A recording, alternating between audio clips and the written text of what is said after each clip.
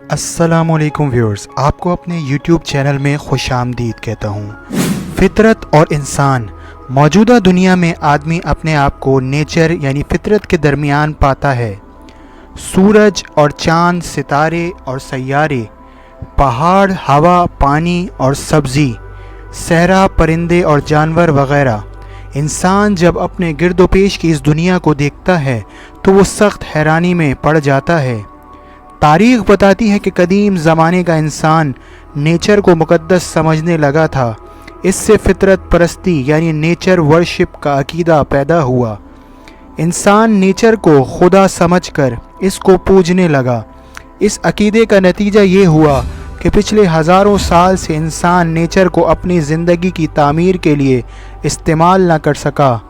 وہ نیچر کی تحقیق کر کے اس کے اندر چھپی ہوئی طاقتوں کو استعمال نہ کر سکا۔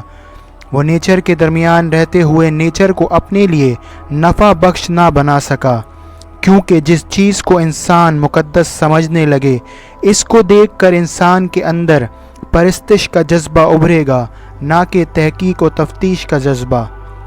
پچھلے ہزاروں سال کے دوران انسان کے اندر ایک نیا ذہن پیدا ہوا۔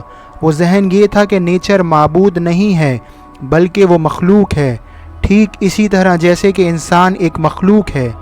اس ذہن کے بعد یہ ہوا کہ نیچر انسان کے لیے تحقیق و تفتیش کا ذریعہ بن گئی۔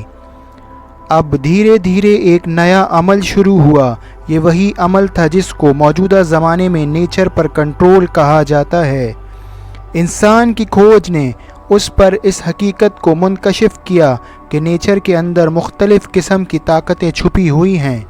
اب انسان کوشش کرنے لگا کہ ان طاقتوں کو دریافت کرے اور ان کو اپنے حق میں استعمال کرے۔ لہٰذا اس طرح ایک نیا انقلاب شروع ہوا۔ اس نے دھیرے دھیرے پوری انسانی زندگی کا نقشہ بدل دیا۔ 20ویں صدی تک پہنچ کر نیچر کے اندر چھپی ہوئی یہ دنیا پوری طرح انسان کے سامنے آ گئی۔ اس طرح وہ دنیا جس کو جدید تمدنی دنیا کہا جاتا ہے، بظاہر ان دنیاؤں میں بہت زیادہ فرق ہے۔ پہلے اگر نیچر کی پرستش تھی تو اب انسان کو نیچر پر تحکم کا مقام حاصل ہو گیا ہے۔ لیکن ایک اور پہلو سے دیکھیے تو قدیم دور اور جدید دور میں کوئی فرق نظر نہیں آئے گا۔ یہ پہلو ہے نیچر اور انسان کے درمیان صحیح تعلق کو دریافت کرنا۔ اس دوسرے اعتبار سے قدیم دور کا انسان بھی نیچر کے ساتھ اپنے حقیقی تعلق کو دریافت کرنے میں ناکام رہا تھا۔ اس طرح موجودہ زمانے کا انسان بھی نیچر کے ساتھ اپنے حقیقی تعلق کو دریافت کرنے میں بدستور کام رہا ہے۔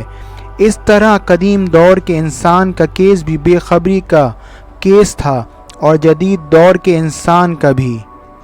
قدیم زمانے کے انسان کی یہ غلطی تھی کہ اس نے نیچر کو اپنا خدا سمجھ لیا، حالانکہ نیچر بھی اس طرح خالق کی مخلوق تھی جس طرح خود انسان خالق کی مخلوق۔ اس غلطی کے نتیجے میں انسانی سماج میں وہ برائی پیدا ہوئی جس کو توہم پرستی کہا جاتا ہے۔ مثلاً سورج گرہن اور چاند گرہن جو فلکیاتی قوانین کے تحت پیش آنے والے واقعات تھے، ان کے بارے میں وہ عجیب و غریب قسم کے توہماتی عقائد میں مبتلا ہو گیا، یہاں تک کہ انسان کا مذہب اور اس کا کلچر مکمل طور پر توہم پرستی کے رنگ میں رنگ گیا۔ تو لہٰذا اس معاملے میں جدید انسان کا کیس بھی وہی ہے جو قدیم انسان کا کیس تھا۔ دونوں کے درمیان جو فرق ہے وہ صرف ظاہر کے اعتبار سے ہے، حقیقت کے اعتبار سے دونوں میں کوئی فرق نہیں۔ قدیم انسان کی یہ غلطی تھی کہ وہ فطرت کو خدا سمجھ بیٹھا تھا۔ جدید انسان کی غلطی دوبارہ یہ ہے کہ اس کے نیچر ہی کو سب کچھ سمجھ لیا ہے۔ اس نے جب نیچر میں تحقیق کی تو معلوم ہوا کہ نیچر کے اندر بے شمار طاقتیں چھپی ہوئی ہیں۔ نیچر کے اندر اسٹیم انجن چھپا ہوا ہے، نیچر کے اندر موٹر کار اور ہوائی جہاز چھپا ہوا ہے، نیچر کے اندر ٹیلی گراف اور ٹیلی فون چھپا ہوا ہے، نیچر کے اندر ریڈیو اور ٹیلی ویژن چھپا ہوا ہے، نیچر کے اندر موبائل اور کمپیوٹر چھپا ہوا ہے۔ غرض نیچر کے اندر ایک پورا تمدن چھپا ہوا ہے۔ جو انسان کی زندگی کو حیران کن حد تک پرکشش بنانے والا ہے۔ نیچر کو دریافت کر کے نئے تمدن کی تعمیر انسان کی غلطی نہیں تھی، مگر اس میں انسان نے یہ بھیانک غلطی کی کہ اس نے نعمت کو تو بھرپور طور پر لیا، مگر اس نے منعم کو مکمل طور پر فراموش کر دیا۔ فطرت کا یہ تمدنی دسترخوان خالق نے بچھایا تھا۔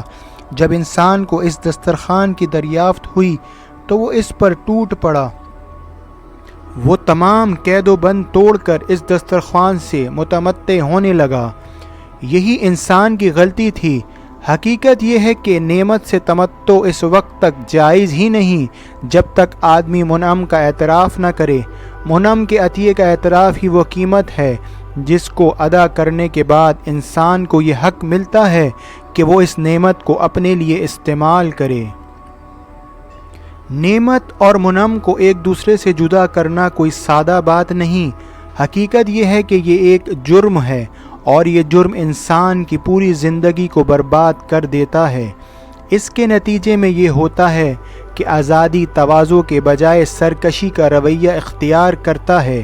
وہ ڈسپلن کے بجائے لامحدود آزادی کو اپنا طریقہ بنا لیتا ہے۔ وہ فرض شناسی کے بجائے حقوق شناسی بن جاتا ہے۔ وہ جواب دہی کو چھوڑ کر انارکی کے راستے پر چل پڑتا ہے۔ خلاصہ یہ کہ وہ خدا کو خدا بنانے کے بجائے اپنے آپ ہی کو خدا کے مقام پر بٹھا دیتا ہے۔ اس طرح وہ نظریہ وجود میں آتا ہے جس کو ہیومنزم کہا جاتا ہے، جس کا کلیہ یہ ہے: transfer of seed from God to man. قدیم زمانے میں نیچر کے بارے میں انسان توہم پرستی میں مبتلا ہوا تھا۔ یہ بلا شبہ ایک برائی تھی، مگر وہ نسبتاً چھوٹی برائی تھی۔ موجودہ زمانے میں نیچر کے بارے میں جو نظریہ پیدا ہوا وہ اپنے نقصان کے اعتبار سے پہلے سے بھی زیادہ خطرناک تھا۔ اس کا نقصان صرف یہ نہیں تھا کہ نئے زمانے میں پہلے عالمی جنگ اور دوسری عالمی جنگ جیسی تباہ کن لڑائیاں وجود میں آئیں جو پچھلے دور میں کبھی وجود میں نہیں آئی تھیں۔ اس طرح نئے زمانے میں نیوکلیئر بم جیسے مہلک ہتھیار بنائے گئے جس کا تصور بھی قدیم انسان نے نہیں کیا تھا۔ حقیقت یہ ہے کہ جدید نظریے کے تحت پیدا ہونے والی ایک اور برائی ہے جو دوسرے تمام برائیوں سے زیادہ سنگین ہے، اور وہ ہے لامحدود آزادی یا بے قید آزادی کا تصور۔ قدیم زمانے کا انسان توہم پرستی کے باوجود اپنے آپ کو کچھ حدود و قیود کا پابند سمجھتا تھا، مگر موجودہ زمانے کے انسان نے اپنے آپ کو حدود و قیود کی پابندیوں سے آزاد سمجھ لیا ہے۔ اس کے نتیجے میں استحصال اور آبادیت پر مبنی و تمدن پیدا ہوا ہے جس نے انسانی زندگی کو حیوانی زندگی سے بھی زیادہ بدتر بنا دیا ہے۔ تو امید کرتا ہوں آپ کو میری یہ ویڈیو ضرور پسند آئی ہوگی، تو لائک ضرور کر دیجیے گا اور چینل کو میرے سبسکرائب کر لیں اور بیل آئیکن کے بٹن کو بھی پریس کر دیجیے گا تاکہ ہر آنے والی معلوماتی ویڈیو آپ کو سب سے پہلے اس چینل پر مل سکے۔ انشاءاللہ اگلی ویڈیو میں دوبارہ ملتے ہیں، جب تک کے لیے اللہ حافظ و ناصر۔